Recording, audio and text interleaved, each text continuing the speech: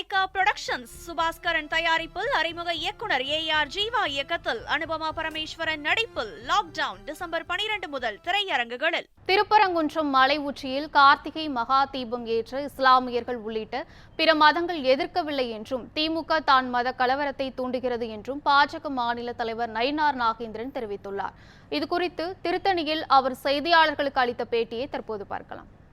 திருப்பரங்குன்றத்தில் வெகு நாட்களாக ஒரு வழக்கு அதனுடைய தீபத்தூணில் விளக்கேற்றணும், கார்த்திகை விளக்கேற்றணும்னு சொல்லி தான் நீதிமன்றத்தில் வழக்கு இருந்தது. தீர்ப்பு வந்திருக்கு.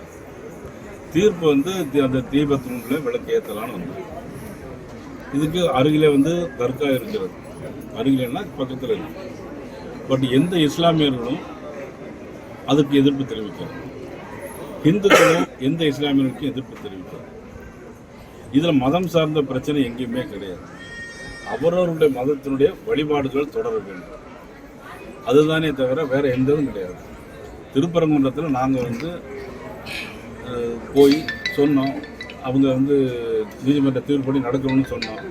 போலீஸ்காரங்க அனுமதிக்கலை, கைது பண்ணாங்க. நாங்கள் வந்துட்டோம். இதில் கலவரம் நடக்கிறதுக்கு எந்த முகாந்திரமும் இல்லை.